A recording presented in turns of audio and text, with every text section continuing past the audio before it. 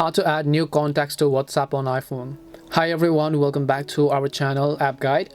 So in this video, I'll simply guide you on how you can actually go ahead and then add new contacts to WhatsApp from your iPhone. So make sure to watch the video till the end. So if you want to add new contacts to WhatsApp on iPhone, first of all, open up WhatsApp. Now WhatsApp actually works with the contacts that is stored on your contact list. So if you want to add contacts to WhatsApp, you have to make sure to add them to your contact application first.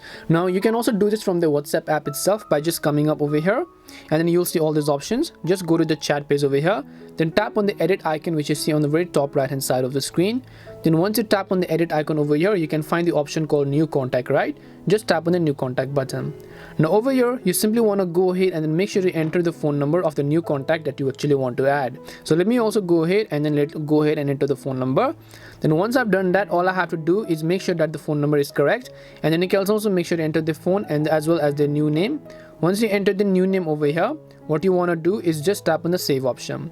Now you can actually, if it detects a duplicate contact, it will ask you to save duplicate contact, but you can also go ahead and overwrite it. Now you can see the new contact has basically been added to our WhatsApp, right? Now what I will do is I'll just tap on the edit icon again. If I want to chat with that person, I'll simply search for that person in this case, and then once I search for that person, you can see I'll be able to successfully talk to them in this specific case, just like that. Now if you're on Android as well, the process is basically the same, and this is simply how you can go ahead and then add new contacts to your WhatsApp. We hope the video was really helpful, and if it did help you, then make sure to leave a like and subscribe to the channel. If you have got any more questions though, feel free to leave them down. Thank you very much for watching, and see you in the next video.